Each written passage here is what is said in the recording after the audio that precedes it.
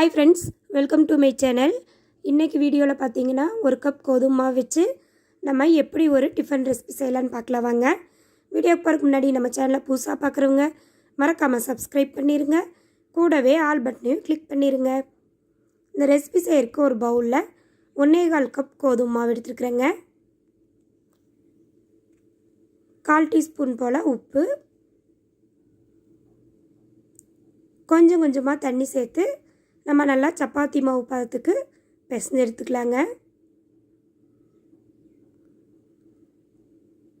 இது கொஞ்சம் சாப்பிட்டாலே வயிறு நல்லா ஃபில்லிங் ஆயிரும். நம்ம டிஃபனுக்கும் செய்யலாம், இல்லை காலையில் பிரேக்ஃபாஸ்ட்டுக்கும் செய்யலாம், இல்லை ஈவினிங் டைமில் ஏதாச்சும் சாப்பிடணும் போல் தோணுச்சுன்னா அது போல் கூட செஞ்சுக்கலாங்க. நல்லா சப்பாத்தி மாவு சாஃப்டாக இருக்குது. ஒரு 10 நிமிஷம் அப்படியே இருக்கட்டும். நம்ம சப்பாத்தி கல்லில் கொஞ்சமாக ஆயில் அப்ளை பண்ணிவிட்டு நம்ம ரெடி பண்ணி வச்ச மாவு எடுத்து ஒரே பேட்சாக நம்ம தேய்ச்சிக்கலாங்க. இது ரொம்ப லேஸாக இருக்கக்கூடாது. இருந்துச்சுன்னா நம்ம பீஸ் போடையில் பீஸ் வராது, கல்லுலேயே ஒட்டிக்கும். அதனால் கொஞ்சம் நல்லாவே திக்காகவே உருட்டிக்கோங்க. உருட்டிட்டு இது போல் ஒரு கட்டரோ இல்லை உங்கள் கிட்ட கத்தி இருந்தாலும் சரி ஒரு சின்ன சின்ன பீஸாக கட் பண்ணிக்கலாங்க. நீங்கள் டைமண்ட் ஷேப்பில் கூட கட் பண்ணிக்கலாம். நான் இங்கே சதுரமாக கட் பண்ணிக்கிறேன். பாருங்கள், இந்த அளவுக்கு இருக்கணும். கடாயில் இப்போ ஆயில் ஹீட் ஆகிட்டுருக்கு. ஆயில் நல்லா ஹீட் ஆகிடுச்சு. அடுப்பை மீடியம் ஃப்ளேமில் வச்சுட்டு நம்ம ரெடி பண்ணி வச்ச கோதுமை மாவு பீசஸ் எடுத்து ஆயிலில் போட்டுக்கலாம். ஒன்றோட ஒன்று ஒட்டாமல் அப்படியே போட்டு விட்டுடலாம். ஒரு நிமிஷம் கழிச்சிட்டு அப்படியே மெதுவாக திருப்பி விட்டுடலாங்க. அடுப்பு ஹை ஃப்ளேமில் இருக்கக்கூடாது, சீக்கிரமாக கரிஞ்சு போயிடும். மீடியம் ஃப்ளேம்லேயே இருக்கணும். அப்போ நம்ம பொரிச்செடுக்கிறதுக்கு சரியாக இருக்கும்.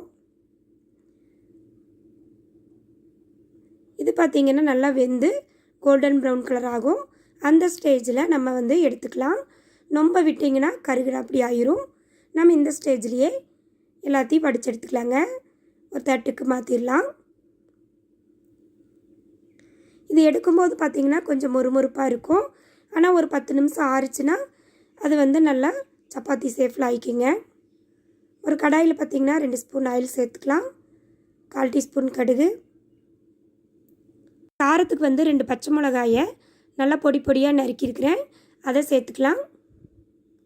கூடவே ஒரு பெரிய வெங்காயத்தையும் கட் பண்ணி சேர்த்துக்கலாங்க.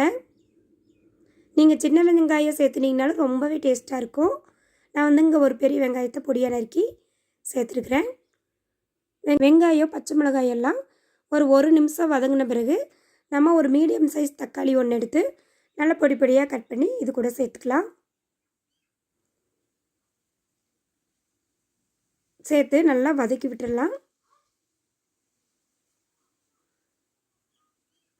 வெங்காயம், தக்காளி, பச்சை மிளகாயெல்லாம் சேர்ந்து ஓரளவுக்கு நல்லா வதங்கி வந்ததையும் இது கூட என்னென்ன மசாலா பொருட்கள் ஆட் பண்ணலான்னு பார்க்கலாம். 1/4 டீஸ்பூன் மஞ்சள் தூள், 1/4 டீஸ்பூன் தனி மிளகாய் தூள் சேர்த்துக்கலாம். இது கூடவே 1/4 டீஸ்பூன் கரம் மசாலா சேர்த்துக்கலாங்க. உப்பு நம்ம ஏற்கனவே கோதுமை மாவில் சேர்த்துருக்குறோம். இதுக்கு இந்த தக்காளி வதங்கறக்களவா லைட்டாக ஒரு பிஞ்சு போல் உப்பு மட்டும் சேர்த்துக்கலாம். சேர்த்து ஒரு நிமிஷம் போல் நல்லா வதக்கி விட்டுடலாங்க.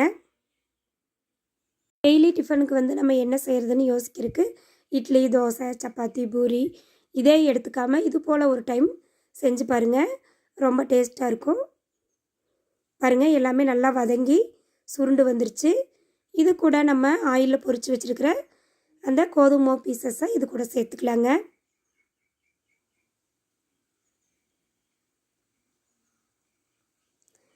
சேர்த்துட்டு ஒரு 2 நிமிஷம் இது கூட நல்லா வதக்கி விட்டுடலாம். இந்த தக்காளி, இந்த மசாலா பொருட்கள் எல்லாம் இந்த பீசஸில் நல்லா பிடிக்கணும். அது வரைக்கும் நம்ம நல்லா வதக்கி விட்டுடலாம். பாருங்கள், இப்போ அடுப்பை நம்ம மீடியம் ஃப்ளேமில் வச்சுட்டு நல்லா வதக்கி விட்டுருவோம். பார்த்திங்கன்னா இந்த தக்காளி, மசாலா பொருட்கள் எல்லாம் இந்த பீசஸில் நல்லா பிடிச்சிருச்சு. இந்த டைமில் நீங்கள் கொஞ்சமாக தேங்காய் துருவல் கூட சேர்த்துக்கலாம். நான் வந்து இன்றைக்கி தேங்காய் துருவல் சேர்க்கல. பாருங்கள் நல்லா வதங்கி வந்துருச்சு. இனி நம்ம ஒரு தட்டுக்கு மாற்றிக்கலாங்க.